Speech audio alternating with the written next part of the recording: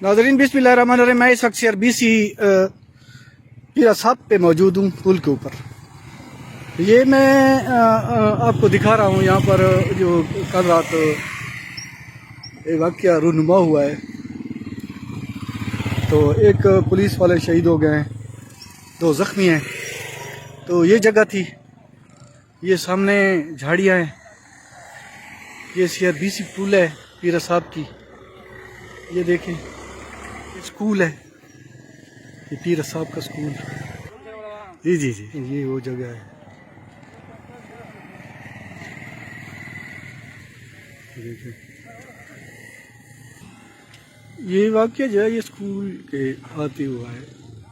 पीरा साहब स्कूल, ये जंप है, जंप पे जहाँ गाड़ी रुकी वो इस जगह पर बैठे हुए थे। ये जगह है यहाँ पर वो जो बैठे थे। अच्छा हाँ, ये है, ये देखो, ये यहाँ पर वापसी गोलियाँ जो अच्छा, ये मीर गुलाम दिया, ये इन्होंने इनको इंतफायर की। बैठे पोजीशन नाप के बैठे